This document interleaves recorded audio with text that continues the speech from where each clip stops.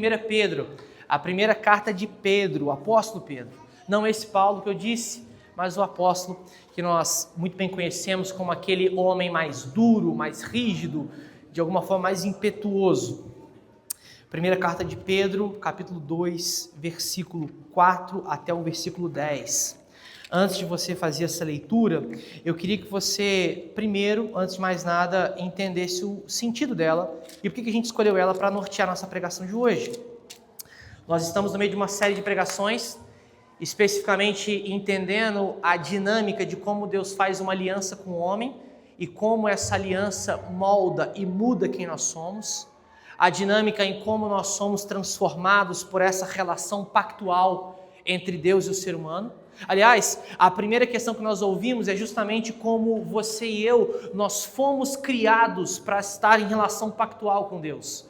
Você não foi criado para informalidade. Aliás, deixa eu te dar uma situada aqui. Por que essa série nasceu? Porque nós somos tendenciosos a sermos líquidos. Nós somos tendenciosos a sermos como água, que vai se esvaindo e de alguma forma vai se quedando, vai achando uma brecha para ir embora.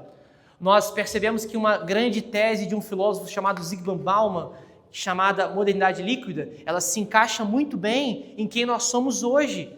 Homens e mulheres que somos treinados para que nenhum compromisso, nenhuma aliança, nenhum pacto, nada faça sentido. Nós queremos ser livres de qualquer compromisso, porque uma vida sem compromisso é uma vida sem peso. A gente acostumou com a ideia de que compromisso, que aliança, que isso é ruim e que bom mesmo é ser fluido, líquido, como qualquer outra coisa que você possa entender. A gente percebeu que esses homens e mulheres líquidos, eles têm dificuldades com compromisso, têm dificuldade com alianças. Qualquer coisa que exija muito compromisso, muita fidelidade, muito desgaste, isso não faz parte do mundo pós-moderno, o mundo que você vive, o mundo que você é treinado para pensar assim. Felizes aqueles que não têm compromisso. Nenhum casamento, nenhuma igreja, nenhum trabalho, nada que te vincula demais é bom, porque isso pesa muito, sua alma não consegue lidar com tanta sobrecarga. Talvez você ouviria de alguma linha terapêutica de que você tem que se desapegar e que o desapego é o grande poder que você vai ter. Empoderado você que é desapegado, empoderado você que é fluido, porque ninguém te segura. Quando o compromisso começa a acontecer, você vai embora. Quando você começa a ficar muito exigido ou requisitado no lugar, você prefere ir embora como água saindo de uma infiltração. E para quem já teve infiltração em casa, sabe bem como é que é a água nesse aspecto. Nada segura, nada contém, ela simplesmente passa pelaquela barreira. Assim é você, fluido. Você não consegue se conter em nenhum compromisso. Nós entendemos durante a série de pregação que você não foi criado para isso. Você foi criado para um compromisso, uma vida sólida, uma relação mais consistente com Deus. E nós vimos na semana passada que Deus faz isso por meio de Cristo. Ele restaura a sua vida. Ele envia o próprio Filho para que com essa relação de aliança, Ele satisfaça não a sua necessidade, não o seu desejo, mas a necessidade de um povo inteiro, de ter uma base sólida para caminhar, uma aliança com Deus. Ou seja, Cristo é o grande representante de uma aliança que Adão quebrou. Nós percebemos esse texto que nós lemos na semana retrasada, especificamente em Colossenses 1, quando o próprio apóstolo Paulo diz que Deus nos reconciliou com Cristo na sua carne, e não só isso, reconciliou consigo o mundo inteiro. E é assim que é o Evangelho. O Evangelho, na verdade, é a boa notícia de que você tem um relacionamento sólido com Deus para a vida eterna. Isso é o Evangelho em termos práticos. Esse Cristo que entrega a sua própria vida para morrer no seu lugar. Hoje, nós vamos estabelecer um paradigma importante para nós, que é justamente esse. Por meio desse compromisso que Cristo conquista para nós, você e eu temos uma identidade, nós temos uma formação sólida no mundo que é líquido. Isso é contrassenso, tá? Porque quando você é formado pelo Evangelho, quando o poder do Evangelho te alcança, você anda na contramão do mundo, principalmente em quem você é e na forma como você se deleita e tem prazer nos relacionamentos. Você agora é alguém formado por uma identidade que não muda conforme o cenário, que não é relativa, que não é de alguma forma adaptável ou flexível. É uma identidade inflexível, é uma identidade sólida e imutável, conquistada por um Deus poderoso e que ao mesmo tempo é assim também. Então, no texto que nós vamos ler, a gente vai ver exatamente isso acontecendo. A aliança que Deus fez com o ser humano em Cristo, se desdobrando em uma nova vida, em uma nova identidade, portanto, fortalecendo em você algo que você nem tinha, e criando em você, aliás, algo que você nem tinha. Essa consistência, essa identidade que transcende a relação como a gente vê hoje na sociedade. Ponto importante aqui para a gente entender. Perceba como é que as alianças moldam quem você é. Seu casamento moldou você. Para quem é casado há 2, 3 anos, isso ainda não é uma verdade tão clara. Mas para quem já passou dos 5, 10, 15, 20, cada ano que passa, você vai percebendo como o seu casamento te molda, meu irmão. As gírias, as expressões, os trejeitos, tudo que você tem à sua volta começa a representar não só você, mas o seu casamento. E você já não é mais você. Você é o marido ou a esposa do fulano, do ciclano. Você consegue perceber os traços do seu casamento sendo os seus próprios traços. Isso é estranho também. E você percebe que desde o começo do culto eu estou falando de coisas estranhas, porque isso parece que não faz sentido para uma sociedade como a nossa. A nossa lógica de pensar lá fora é: você precisa ser empoderado, emancipado para criar sua própria identidade a partir de nada ou do nada. E você é livre para fazer do jeito que você quiser.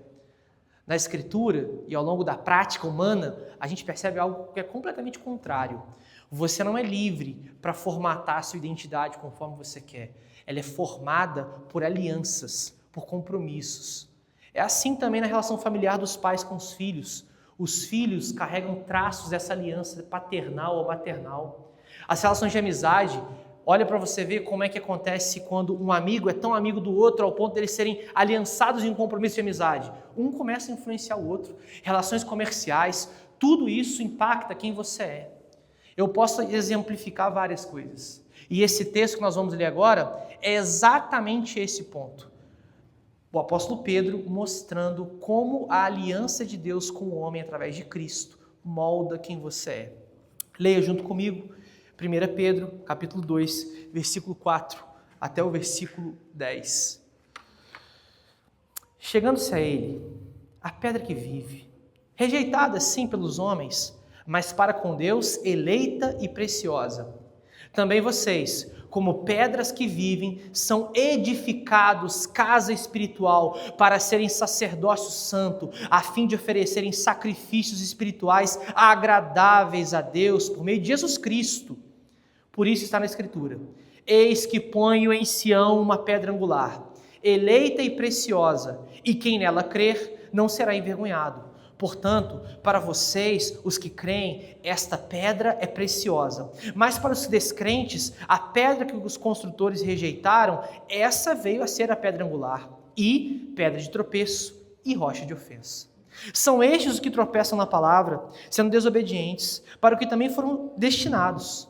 Vocês, porém, são geração eleita, sacerdócio real, nação santa, povo de propriedade exclusiva de Deus, a fim de proclamar as virtudes daquele que os chamou das trevas para a sua maravilhosa luz. Antes, vocês nem eram povo, mas agora são povo de Deus. Antes, não tinham alcançado misericórdia, mas agora alcançaram misericórdia.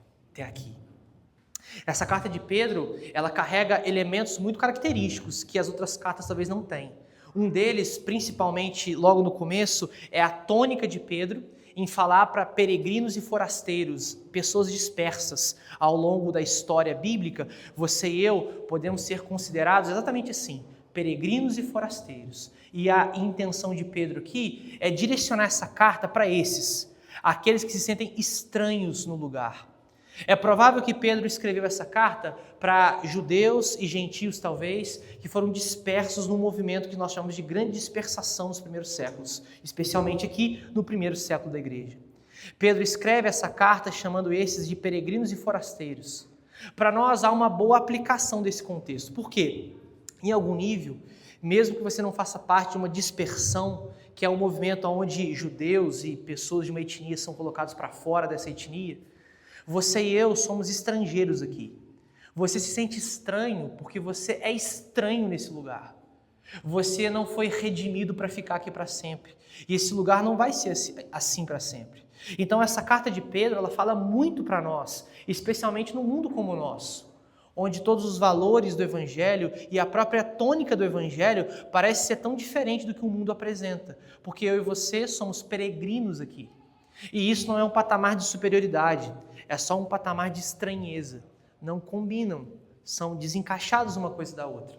E ao longo dessa carta, Pedro começa o seu argumento nesses primeiros 2 capítulos, fornecendo para os cristãos que estão lendo ela quem eles são. A ideia de Pedro aqui é fornecer para eles uma base muito clara da identidade cristã mediante o desafio de experimentar uma vida peregrina, uma vida fora do seu ambiente familiar, fora do seu contexto talvez tradicional. A ideia de Pedro é dizer assim, olha, vocês são isso aqui, por isso se comportem e vivam conforme isso daqui. E nesse capítulo 2, a ideia é ainda mais clara, ela é colocada de maneira ainda mais evidente, quem nós somos. A intenção de Pedro, do versículo 1 até o versículo 10, é justamente formatar qual é a identidade do povo de Deus, qual é a identidade da comunidade do povo de Deus. Nos primeiros 3 versículos, o que Pedro está dizendo é, abandonem a antiga identidade, abandonem o antigo modo de vida, abandonem aquilo que não procede da nova aliança que vocês têm. E ele vai citar o que a gente deveria abandonar: a maldade, o engano, a hipocrisia, a inveja, todo tipo de maledicência. Ele vai mostrar aquilo que nós estamos deixando para trás, porque hoje nós estamos numa relação pactual e, portanto, há uma nova identidade diante de nós.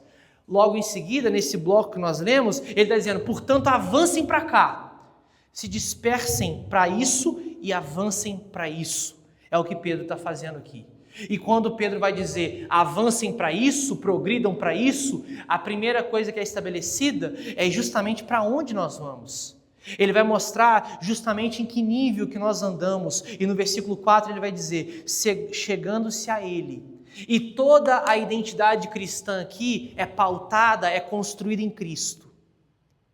Olha como é que Pedro, ele estrategicamente, ele constrói o argumento da identidade cristã a partir de Cristo. Ele vai mostrar quem você é, chegando-se a Ele. A quem? A Cristo. Nesse caso, nós temos uma identidade sólida, porque nós temos a quem formatar essa identidade.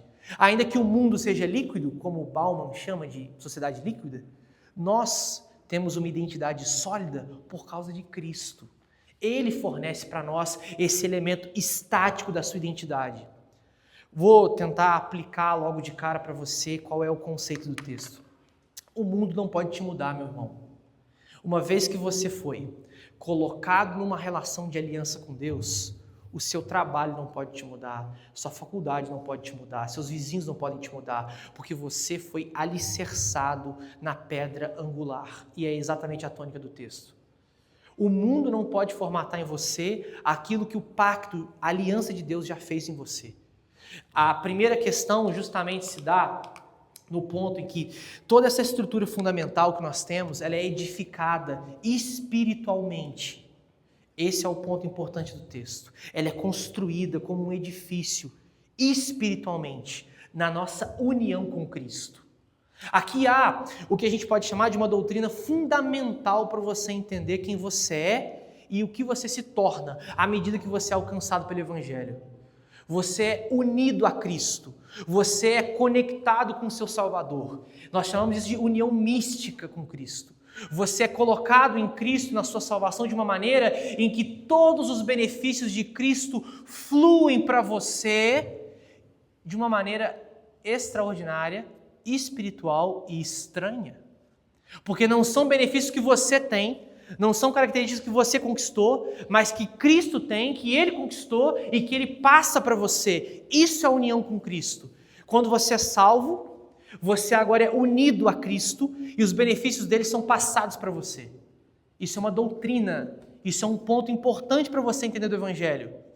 Não pense o Evangelho de maneira aleatória. Entenda bem como é que você foi salvo. Você foi salvo e não foi deixado de lado num povo aleatório. Você foi unido ao seu Salvador. Você é um com Ele. Essa é a tônica de Pedro aqui nesses primeiros 4 versículos. Por isso que ele vai gastar um tempinho dizendo, chegando-se a Ele. Quem? A pedra que vive. Esse edifício espiritual é construído a partir da pedra que vive. Há uma boa correlação aqui com o que Jesus mesmo disse em Mateus 16, quando ele estava falando a respeito do templo que seria destruído. Não sei se vocês se lembram desse episódio, dessa história, mas há um ponto no texto bíblico muito importante aqui. Quando Jesus ele vai falar contra os fariseus e os escribas e toda a religiosidade daquele contexto, ele olha para o templo, que era um lugar onde toda a presença de Deus era tão aguardada, e aqui o conceito de templo é importante, ou seja, toda a dinâmica religiosa e espiritual daqueles homens e mulheres acontecia no templo e não fora dele. Lembra do início do culto? A mulher samaritana, espírito em verdade, isso tudo está acontecendo ali. O templo está construído, o templo é a grande causa da presença de Deus naquele lugar. Jesus olha para o templo e diz assim, esse templo vai cair. Só que ele faria referência a si mesmo, a sua morte, ressurreição, e como aquela pedra que morreu na cruz seria ressurreta e deixaria de ser uma pedra comum, mas uma pedra viva. Esse edifício não seria construído mais por pedras humanas, mas por uma pedra viva. O conceito de Jesus aqui ele é denso. Eu sei que para alguns isso parece meio estranho, porque é muito importante que você entenda o contexto do Antigo Testamento para entender a gravidade do que Deus está dizendo aqui.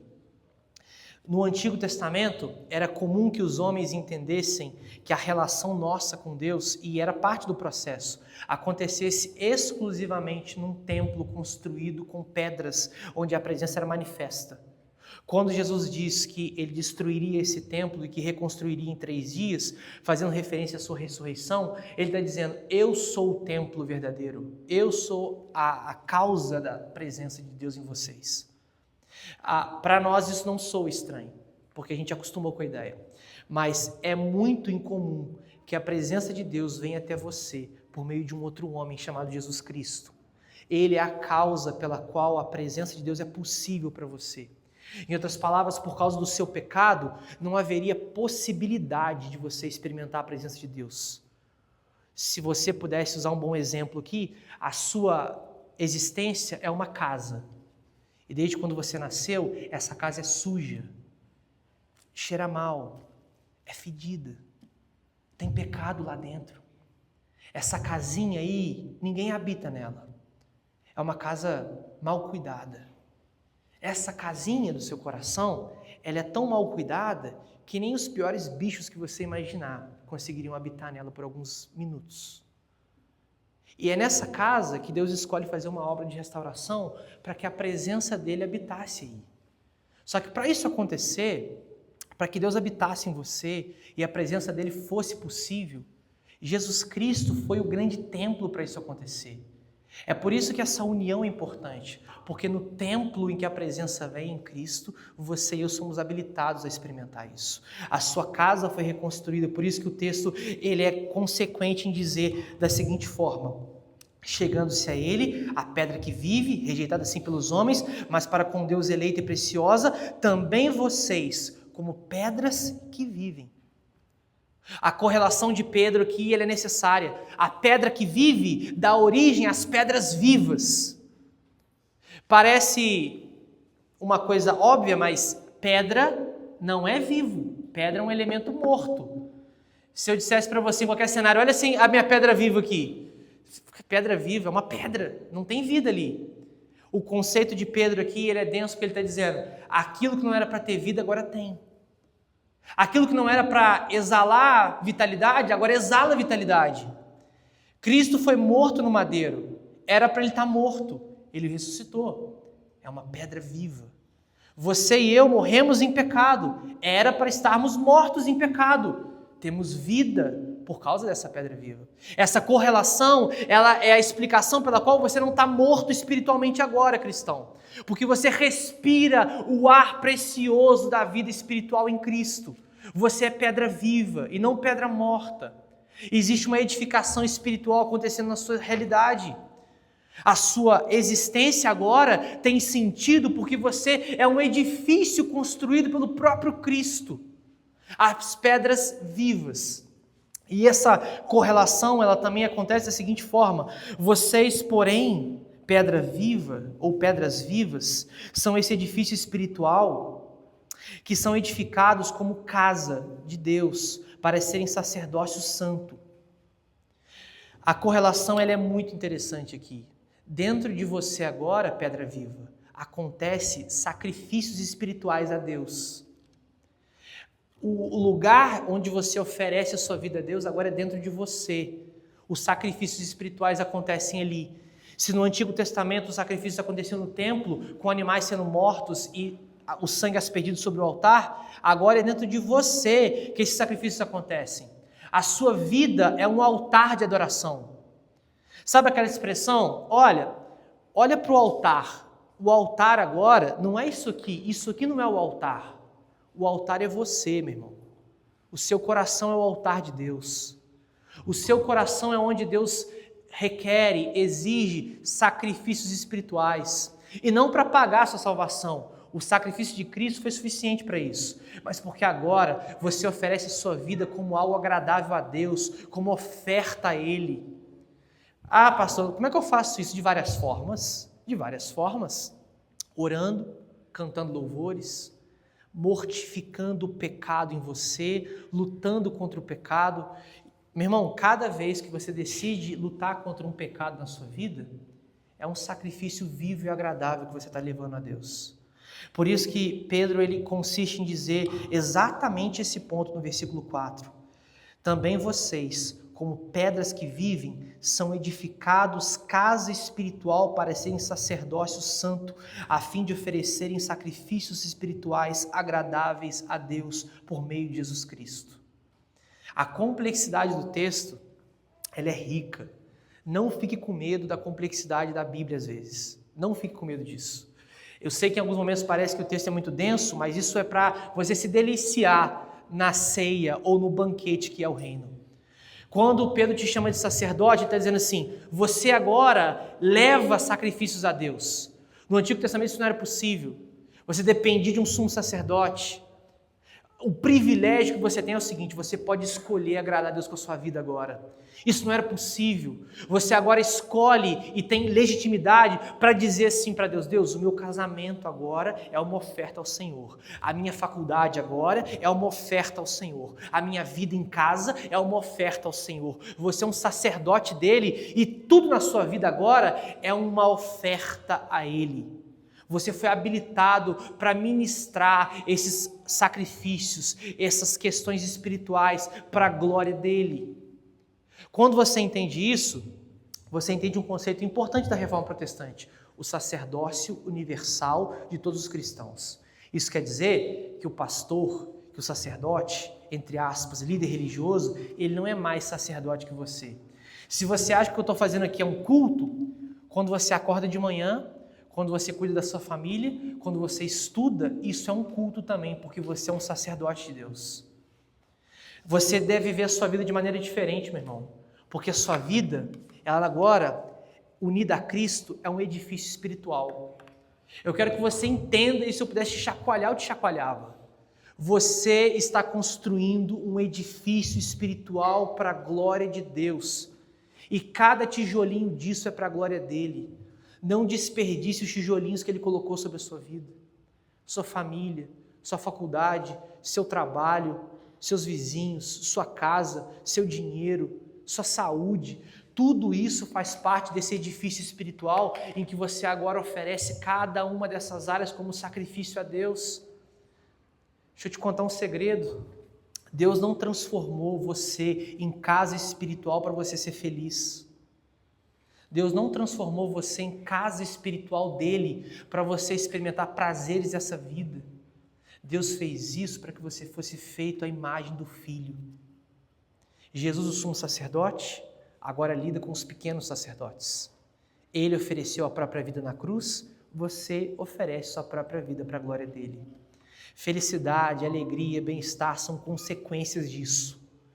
É possível que todos nós aqui experimentemos alegria em ser um sacerdote de Deus. Mas quando é que eu sei que eu sou um sacerdote de verdade? Como é que você sabe, cristão, que você entendeu o seu papel de sacerdócio na sua casa, na sua família, na sua empresa? Quando você consegue entender o valor espiritual das coisas que você faz. Tudo tem valor espiritual, meu irmão. Tudo. A forma como você está sentado nessa cadeira diz muito sobre que tipo de sacerdote você é. A forma como você acorda de manhã e dá bom dia para sua esposa, para os seus filhos, para o seu marido, diz o sacerdote que você é. A forma como você pega o seu trabalho para fazer, diz que tipo de sacerdote que você é. A forma como você lida com seus estudos, diz muito como você é um sacerdote. Que tipo de sacerdote você é, meu irmão? É o sacerdote negligente? Que Deus concedeu a você o privilégio de ministrar na casa espiritual dele e você está negligenciando o que ele te deu? Levando isso para todo lado sem saber que você é um sacerdote dele? Ou você é um sacerdote diligente, que olha cada peça e pensa assim, isso aqui é para Deus, isso aqui também, isso aqui também, isso aqui também, isso aqui também. Tudo na sua vida, meu irmão, depois que você é salvo é para Ele. Tudo, tudo. Quer comais, quer bebais, ou façais qualquer outra coisa, fazei tudo para a glória de Deus. Por que isso? Porque agora a sua identidade ela é edificada espiritualmente nessa união com Cristo. E o que o seu mestre fez, você faz. Nesse caso, no versículo 6 e 7, o apóstolo Pedro, 5 e 6, ele vai trazer um conceito que a gente vai aplicar para o segundo ponto. Ele vai dizer o seguinte: pois isso está na Escritura, eis que põe em Sião uma pedra angular, eleita e preciosa, e quem nela crer não será envergonhado. Essa pedra angular que Pedro fala a primeira vez aqui, ela é uma pedra que foi escolhida por Deus na eternidade e preciosa por Ele na história, Ele foi colocado. Qual que é o grande problema? Nós temos a terrível sensação de que crer em Jesus é crer em um evento histórico passageiro. Que você está crendo num evento histórico que daqui 10 mil anos, 5 mil anos, se ele não voltar até lá, vai passar. Meu irmão, Jesus Cristo não é só um evento histórico. Jesus Cristo é a pedra angular que Deus colocou na história, que nem o tempo, nem o pecado, nem a angústia, nem nada apaga. É por isso que depois de 2000 anos de muita coisa acontecendo, eu e você falamos dele aqui, porque ele é a pedra angular, onde o tempo, o espaço não movem. Essa pedra angular, ela é a pedra colocada para que todo aquele que nele crê não pereça, mas tenha vida eterna e nem seja envergonhado. Deixa eu explicar aqui qual é o conceito na cabeça de Pedro, para você entender porque ele começa a construir isso aqui. Quando você vai construir alguma coisa, de forma alvenaria, e para quem já se aventurou com isso sabe bem, eu lembro que certa vez, pelos 20 e poucos anos, eu cheguei para o meu pai e falei, pai, eu quero construir um muro, para entender como é que funciona o muro. Ele falou, beleza, vamos construir. Eu fui lá com um tijolinho, construindo o muro com ele. A hora que acabou o dia, eu olhei para o muro estava assim, torto. E eu olhei para a cara dele com aquela sensação de, cara, eu fiz muito errado. Eu fiz o muro todo torto, eu coloquei a linha. E me deu uma vergonha, porque eu falei, cara, não consigo fazer um muro reto. Quando Pedro tem em mente que essa pedra angular, ela não vai proporcionar vergonha para você, é o seguinte, você está construindo a sua vida por uma pedra que não vai permitir que você se envergonhe dessa construção para o futuro. Você vai olhar para trás e falar assim, a minha vida foi muito bem construída, mas muito bem construída. Por quê? Porque quem construiu ela não fui eu. Ela está estabelecida sobre essa pedra angular aqui, ó. E deixa eu te ajudar a entender isso. A pedra angular era uma pedra que ficava na esquina da construção e ela dava norte para todo o alinhamento do edifício. Sem essa pedra, as construções provavelmente não tinham o alinhamento, o famoso esquadro, e nem a rigidez para aguentar o peso. Essa pedra angular, ela era colocada nas construções para edificar e ela ficar sólida, firme, consistente. É por isso, meu irmão, que essa pedra angular, ela vai permitir que daqui uns 50 anos de vida, você vai olhar para trás e falar assim, eu não me arrependo de ter construído a minha vida a partir dessa pedra angular. Ela realmente alinhou o que tinha que ser alinhado. Em outras palavras, uma vez que você tem uma identidade sólida, ela é edificada espiritualmente nela, na pedra angular. Espiritualmente, há uma edificação sendo feita na sua vida. Meu irmão, você pode estar ruim financeiramente, você pode estar mal financeiramente, você pode estar mal emocionalmente, você pode estar mal em todos os aspectos, depressão, crise financeira, pode ter uma doença física, mas uma vez que você foi selado em Cristo, O seu edifício espiritual, ele é construído com qualidade e segurança, porque Ele é o construtor dessa obra. Ele é a pedra angular. Essa é a segurança que nós temos. Aqui, a nossa vida não é abalada, a nossa identidade não é abalada. O texto avança a partir do versículo 7, quando ele vai concluir a questão de uma maneira profunda a respeito dessa pedra angular. Portanto, para vocês, os que creem, esta pedra é preciosa, mas para os descrentes, a pedra que os construtores rejeitaram, essa veio a ser a pedra angular, e pedra de tropeço, e rocha de ofensa. São estes os que tropeçam na palavra, sendo desobedientes, para os que também foram destinados. Pedro aqui estabelece o contraste. A pedra angular, ela vai definir que tipo de construção vai ser feita. E ele vai chamar aqueles que não creem de talvez os descrentes. Esses tropeçaram nessa pedra. É basicamente o seguinte, a ilustração de Pedro. Tem uma pedra angular ali. Você viu a pedra angular. O que você fez? Vou construir minha vidinha aqui na pedra angular. É aqui que eu tenho que parar meu burro e construir minha casa. Beleza? O descrente viu a pedra angular, tropeçou nela e continuou andando, tropeçando na palavra. Jesus, quando é apresentado para você, você tem duas opções, só duas, não há outra, não uma terceira via ou quarta via, só há duas. Ou eu paro e construo a minha vida nessa pedra angular, ou eu rejeito ela e tropeço, e ela vira minha pedra de tropeço. É a ótica de Pedro aqui. Quando a pedra angular foi colocada na história, acabou. Pensa numa grande ilustração em que a pedra angular ela atinge toda a existência humana. Toda a existência humana. Todos os homens na história estão diante dessa pedra angular. Eles têm duas opções. Ou param e constroem um edifício espiritual nela, ou passam por ela, rejeitando ela, tropeçando e caindo até a volta de Cristo. Os destinos aqui são traçados. Tanto é que no versículo 8, o apóstolo Pedro, ele quebra um pouquinho a nossa teologia de imaginar que Deus deixou a coisa correr solta, sem nenhum tipo de governo e soberania. Olha como é que Pedro ele vai dizer intencionalmente. São estes os que tropeçam na palavra, ou seja, os que rejeitam a pedra angular, sendo desobedientes, para o que também foram destinados. Segundo Romanos 9, e Pedro que também colabora com essa conclusão, Deus escolheu, destinou uns para rejeitar e outros para aceitar essa pedra angular. Seu coração deu até uma gelada, fala a verdade. Aquele friozinho na espinha. Ih, rapaz, aí você pegou, pastor. Tanto é isso que você, cristão, que foi escolhido por Deus na eternidade, nem se você quisesse muito, você rejeitaria essa pedra. Deus converteu o seu coração de uma maneira que a pedra angular, ela ficou irrecusável, irresistível para a sua construção de vida. E você que está me ouvindo, rejeitando o evangelho, essa pedra, nem se você quisesse, você poderia implementar no seu coração o desejo de servir Ele. E um grande detalhe, se você que me ouve tem o desejo de construir a sua vida sobre essa rocha, sobre essa pedra, é um grande sinal de que você não foi destinado para rejeitar ela. Nenhum daqueles que escolheram e que querem e que desejam construir a sua vida sobre a pedra serão lançados fora.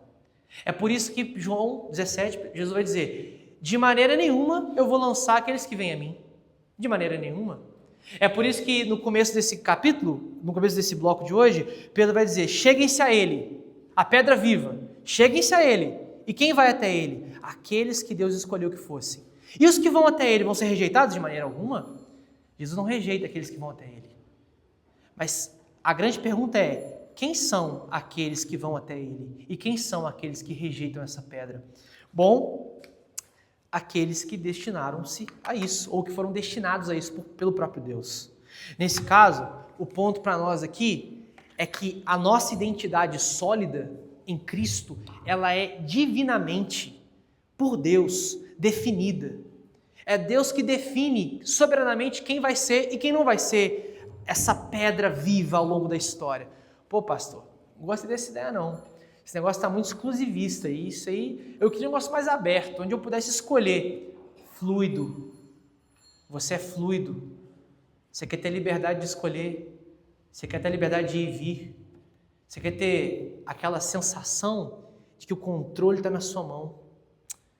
Meu irmão, é melhor você olhar para o texto seguinte agora, porque agora você vai gostar de perceber como é que Deus te chama, como é que Deus chama o povo dele. Olha o carinho com que Deus tem para esses rejeitados pelo mundo. Olha como é que ele chama o povo dele. Vocês são geração eleita. Olha o peso que ele está dando aqui. Os que rejeitaram foram destinados para isso. Vocês, porém, ele vai mostrar a conjunção aqui de contraste. Vocês, porém, olha o peso que ele está dando. Porém, vocês são geração eleita. São pessoas que ele escolheu na eternidade antes que tudo fosse formado. É por isso, exatamente por isso, que no capítulo 1 dessa mesma carta, no versículo 3, versículo 4, Pedro vai dizer assim, pode abrir para a gente, Ana, vê se você consegue. Bendito seja o Deus e Pai de nosso Senhor Jesus Cristo, que segundo a sua grande misericórdia, nos regenerou para uma viva esperança mediante a ressurreição de Jesus Cristo dentre os mortos, para uma herança que não pode ser destruída, que não fica manchada, que não murcha e que está reservada nos céus para vocês, que são guardados pelo poder de Deus, mediante a fé, para a salvação preparada para ser revelada no último tempo. Percebe só como é que o texto aqui ele é claro acerca disso. Ele mostra uma salvação preparada, algo que vai além da história, algo que vai além da situação que você vive. A sua salvação foi preparada para você antes do mundo ser formado. No versículo 1 desse mesmo capítulo, Pedro começa assim: Pedro, apóstolo de Jesus Cristo, aos eleitos que são forasteiros. A mente de Pedro é o tempo todo dizer: privilegiado, escolhido, amado, geração que não foi eles que escolheram, eles foram eleitos na eternidade. Vocês têm que saber disso, cristão. O cristão que não entende a doutrina da eleição, a predestinação, perdeu uma das questões mais fundamentais do amor de Deus. Ele perdeu ali a beleza de ser escolhido por Deus, não por obras para que ninguém se glorie, mas por graça. Ele te escolheu antes da fundação do mundo, geração eleita de Deus, povo amado antes de vir à existência. Isso aqui, meu irmão, dinheiro nenhum compra, suas obras não compram. Você não teria condição nenhuma de estabelecer essa relação com Deus. Deus por graça te concede isso. Deus por graça coloca sobre você uma grande questão, um grande privilégio. Você é chamado por Ele de geração eleita. O mundo talvez não te escolha. As pessoas ao seu redor talvez não te escolham.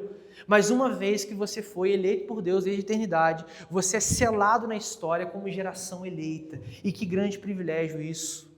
Ao longo da história, Deus vem chamando esses homens e mulheres para a salvação e você faz parte desse povo.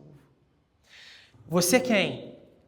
Para quem que eu estou dizendo isso? Não estou lançando ao léu aqui. Para você que quando vê essa imagem aqui, Ana, volta para o slide lá, aquela pedrinha angular, e pensa assim, a minha vida está sendo construída em Cristo, é para você que eu estou dizendo. Você é eleito de Deus, precioso aos olhos dele. Não deixa o mundo, não deixa a angústia te mostrar o contrário. A sua identidade é sólida disso. Olha como é que o mundo brinca com a gente, e brinca muito. Quem são os escolhidos pelo mundo? Pensa aí, os eleitos do mundo. Os eleitos do mundo são aqueles que mais conseguem se destacar em proeminência, em desempenho, em beleza, em dinheiro, em recurso. Estes são escolhidos pelo mundo. Você que fica se esforçando para ser eleito por Deus, esquece, cara. Deus não funciona assim. Deus não trabalha assim com você. O mundo te cobra desempenho. Deus não te pediu nada para te escolher na eternidade. É de graça. O mundo não trabalha como Deus trabalha. A geração eleita experimenta um tipo de escolha que o mundo não faz. Fala a verdade aí. Tivesse você e mais um para uma vaga de emprego, para uma vaga de qualquer coisa, a sensação que dá é: eu preciso ser escolhido, eu preciso mostrar que eu posso. Eu preciso mostrar aqui o que eu tenho para fazer. Pensa a sensação que é de ser avaliado e você ter que ser escolhido. Aquela aquele friozinho na barriga. Pensa aí quando você foi aprovado numa empresa, num mestrado, num doutorado, numa faculdade, naquele emprego, na família, para sua esposa, para o seu marido, quando você estava ali entre os pretendentes, lutando para ser escolhido. Aquela angústia tenebrosa, de tipo assim, eu tenho que mostrar que eu posso ser escolhido, que eu tenho valor aqui. Com Deus não funciona assim. Você não se esforça para ser escolhido. Ele te escolheu, meu irmão. Mesmo você não merecendo. Está escolhido e já era. Nada apaga isso. No mundo, se você falhar hoje, quem te escolheu deixa de te escolher. As escolhas são temporárias, são fluidas. Quero te assustar, não. O seu marido, sua esposa, podem um dia, num surto psicótico, numa maluquice, não te escolher mais. Um pai pode não escolher mais um filho. Uma mãe pode não escolher mais um filho. Mas Deus, quando escolheu o seu povo, isso é imutável. É absurdo falar de um marido, de uma mulher, de um pai, de uma mãe rejeitando, né? Que dirá de Deus, meu irmão?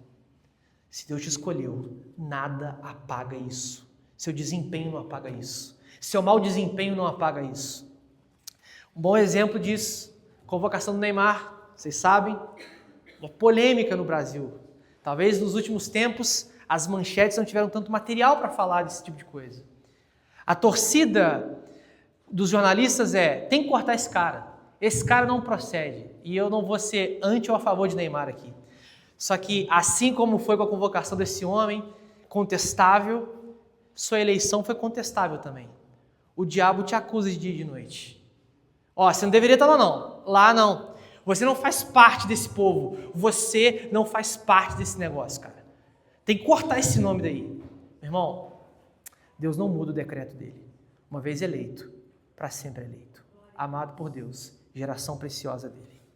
O texto vai continuar dizendo que você é sacerdócio real. E essa expressão, sacerdócio real, ela é um pouco daquilo que a gente falou no primeiro ponto. Você é sacerdote dele, faz parte agora de uma realeza. Isso daqui tem que impactar a forma como você se considera nos lugares, meu irmão. Na sua empresa você é um sacerdote, na sua casa você é um sacerdote. E a pergunta isso é mais privilégio ou mais responsabilidade? Muito mais privilégio, meu irmão, muito mais privilégio. Inumeramente mais privilégio. Você recebe um selo, meu irmão, a presença de Deus está sobre você. Aonde você está, a presença dele está. Sacerdote do lar, da faculdade, do trabalho, você carrega a presença dele. Maridos, vocês não são sacerdotes da casa. Cristo é o sacerdote da casa. Esposas, vocês também são sacerdotes da casa. Os filhos também são sacerdotes da casa. Todos nós somos sacerdotes do lugar. Nós temos obrigações iguais aqui. A presença de Deus deve vir sobre nós e sobre todos, porque todos nós somos responsáveis por esse culto, por essa casa, por essa família, por essa faculdade, por esse trabalho. É assumir a bronca, meu irmão. A presença de Deus está ruim aqui, né? Está ruim porque você não entendeu ainda seu papel. Está ruim em casa porque você não entendeu seu sacerdócio lá. Você traz a presença de Deus para o lugar porque você é um sacerdote real. Realidade isso, meu amigo. Aonde você entra, a presença de Deus te acompanha aonde você for. Você arrasta com você a possibilidade de trazer para as trevas a luz do Evangelho, porque você é sacerdote segundo a ordem de Cristo. Ele te consagrou para isso.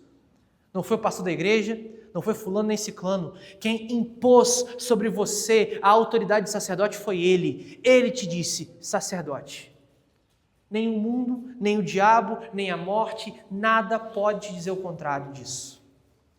Além disso, esse sacerdote que ministra a presença de Deus nos lugares aonde ele vai, você é nação santa. A ideia de nação santa é a nação separada por Deus. A expressão santa significa separado. Antigo e Novo Testamento significa isso. Um povo separado, um povo que não se mistura. Pastor, então não tem que conviver com o pessoal do mundo. Não, não é isso. Jesus disse sobre isso na sua ação sacerdotal, se fosse isso, te tiraria do mundo. Nação santa nos seguintes termos, você não se contamina com a impureza, com o pecado, você é separado por ele. Você foi escolhido por Ele, é sacerdote por Ele e você é separado para Ele. Meu irmão, sua vida, ela é selada e marcada para você fazer parte de um povo que é separado para a glória de Deus e para experimentar a presença dEle na ação santa. Não se parece, talvez, com o adjetivo que você diria de um ou de outro, porque de fato é um adjetivo peculiar, chamar alguém de santo, de separado. Você, quando é remido ao Evangelho, você é salvo e unido a Cristo, você tem esse atributo agora, nação santa.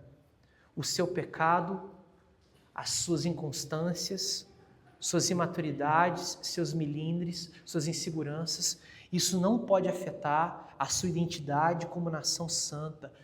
Se recobre o seu juízo, volte à consciência, você é separado por Ele, se põe de pé, nação santa. Ele termina dizendo uma expressão que particularmente para mim é uma das mais marcantes do texto.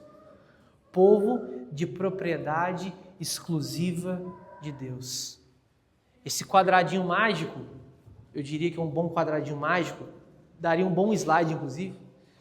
Você está fechado nisso, fechadinho nisso. Sua identidade não vai nem para cá e nem para lá. Você é definido por isso aqui. Nada mais pode te definir. Meu irmão, nada mais pode te definir. Ah, não, porque eu sou assim, porque eu sou assado. Você não é nada, meu irmão. Você não é nada. Você não é absolutamente nada além disso daqui. Geração eleita, sacerdócio real, nação santa, povo de propriedade exclusiva de Deus. É o que você é. Mas pastor, não tem mais, não tem menos. Assim Deus te define. Assim que Deus te define. Pastor, não me sinto assim. Hoje é normal você não se sentir aquilo que você é, parece. Mas como cristão, aí eu vou usar bem a expressão. Tome posse disso, pelo amor de Deus. Se apodere disso. Isso aqui é empoderamento para você. Quer ser empoderado? É isso aqui, ó. Se acordar de manhã, igual aquele coach mesmo, sangue no olho, falar assim, o que eu sou? Geração eleita, sacerdócio real, nação santa. Isso é o que você é, meu irmão. Isso é o que você é. Fala a verdade. Você esqueceu disso, né? Você esqueceu que você é assim. Tem quanto tempo que você não ouve isso? Que você esse cara aqui, ó. Você essa moça aqui. Isso aqui é você, isso aqui te define. Isso aqui te define. Olha como é que você vai ser transformado, conformado ao caráter, à experiência do próprio Cristo. Nesse caso, você é exclusivo dele. É por isso que a gente tem certa ousadia de dizer, você não pertence a ninguém, a não ser a Deus. Deus é o seu dono, Ele te comprou. Para o cristão isso é alegria, para o descrente isso daí é, dono de mim? Eu sou dono de mim mesmo. Meu irmão, se você é um cristão, a expressão dono de mim mesmo é demoníaca para você. Você não é dono da sua própria vida. Você é povo de propriedade exclusiva. A palavra exclusiva é delimitativa, que é dele, de mais ninguém. Você não tem autoridade sobre a sua vida. Você não pode dizer o que você é, o que você não é. O que você faz, o que você não faz. A gente erra às vezes tentando fazer isso, mas Deus, ele autoritativamente diz, eu sou o seu dono. Para nós cristãos isso é alegria. Para os descrentes isso é tristeza, é trevas. E o texto vai terminar dizendo, com a finalidade de proclamar as virtudes daqueles que os chamou das trevas para a sua maravilhosa luz. Por que você é isso tudo, ainda aqui na história? Para você anunciar para os homens o que ele fez na sua vida. Para você dizer, eu era assim, meu irmão, eu era trevas, pura. Hoje estou na luz, não por mim, porque ele fez um movimento que eu não conseguia fazer. Ele fechou um quadradinho na minha identidade que eu não conseguia fechar. Eu era perdido em mim mesmo, não sabia quem eu era volúvel, era fluido. Hoje eu sou assim, por causa dele. Proclamar as virtudes de quem ele é, os atributos dele, meu irmão. Sua boca tem que estar cheia de louvor e de evangelismo nesse ponto. Deus é bom, Deus é amor, Deus é misericórdia. As pessoas têm que conhecer quem ele é por meio de você. Você foi chamado por Deus para ir para o mundo dizendo quem ele é, as virtudes daquele que te chamou para essa realidade. A sua identidade consiste nisso, em ser assim e em viver para isso. Nada além disso. É resumo claro de quem você é aqui. Isso é sólido. Você é geração eleita, sacerdócio real, nação santa, povo de Deus. Para quê? Para dizer para eles quem Ele é, quem Deus é. Você não foi chamado para contar seu testemunho. Você foi chamado para contar o testemunho dele, do que ele fez, de quem ele é. Isso tem que acabar com a sua vergonha, a sua timidez, porque aqueles que constroem a sua vida nessa pedra angular não serão envergonhados. Não serão. Se a sua vida segue sendo construída na pedra angular, você não vai passar vergonha daqui a alguns anos. Pode passar tribulação, angústia, talvez você fique duvidoso, mas será que vale a pena? Todo mundo passa isso um dia. Todo mundo mais ou menos um dia. Será que vale a pena construir a vida cristã nele? Olha, se vale a pena para você ou não, eu não vou te dizer. O que eu vou te dizer é que não vai ser envergonhado aquele que fizer isso. Não vai passar vergonha. Vergonha diante de quem? Diante de Deus e dos homens no último dia. Para a gente encerrar e orar pelo último momento. O texto termina, e esse finalzinho aqui é para você voltar para casa lembrando, antes você não era assim, você não era povo. Antes você não era povo, mas agora vocês são povo. Antes você não tinha misericórdia, mas agora você tem misericórdia. Meu irmão, antes e depois, a sua vida em Cristo, ela é completamente diferente. Antes você era de um jeito, agora você é de outro. Mas como? O que mudou? Mudou sua identidade, meu irmão. Está fechadinho no quadrado. Geração eleita, nação santa, sacerdócio real, povo de Deus. Você é assim, mas você não era. Você tem misericórdia da parte de Deus. Queria te convidar a fechar o seu olho, a orar, encerrando esse culto junto comigo. E com uma oração que eu queria muito que você fizesse no seu coração. Você que olha para essa realidade e pensa assim, eu estou muito longe de ser isso. Ora a Deus. Deus é poderoso para confirmar no seu coração essa verdade, para tirar a sua inconstância, para tirar a sua indecisão, para tirar todos os seus pecados que tanto afligem sua percepção sobre a vida. Meu irmão, você que está orando agora, o pecado não te define nesses termos. Lute contra isso, porque de alguma forma a sua identidade já foi estabelecida na eternidade. Senhor, nós finalizamos esse momento de pregação entendendo muito bem quem nós somos. Um povo privilegiado, pessoas que têm uma identidade que não é afetada, que não é destruída, que não é fluida como o mundo propõe, muito pelo contrário. A nossa identidade não muda com o passar dos anos, a nossa identidade não muda conforme as nossas crises. O Senhor continua o mesmo ontem, hoje e para sempre. A nossa identidade permanece de hoje até a eternidade. Obrigado, Senhor. Louvado seja o teu nome. O Senhor chamou um povo que não era povo. O Senhor tem misericórdia para quem não merecia. O Senhor chama de filho amado aquele que era distante. Louvado seja o Senhor por isso. Abençoe a nossa vida, Pai, com essa realidade que nós ouvimos hoje. Essa identidade que dinheiro não compra, status não compra, desempenho não conquista. Isso vem do Senhor. Sela em nosso coração essa certeza em nome de Jesus.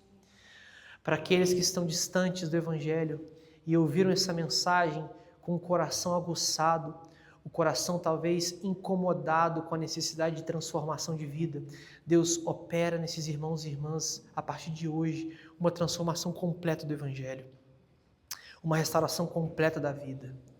Para aqueles que não creem, que têm Jesus como pedra de tropeço, Deus, em nome de Jesus, transforma essa visão, transforma esse coração endurecido, transforma essa pedra morta em pedra viva em nome de Jesus. Nós pedimos isso confiando que o Senhor é Deus, sobre nós e nossas famílias. Em nome de Jesus nós oramos, Pai. Amém.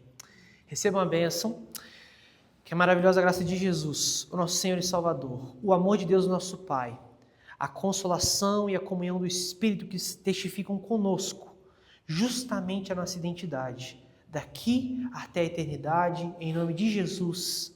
Amém. Pessoal, encerramos o nosso culto, momento onde você vai para casa com essa reflexão. Eu queria muito que você não perdesse isso, que você fosse chamado a crer em Jesus de forma verdadeira e edificar a sua vida.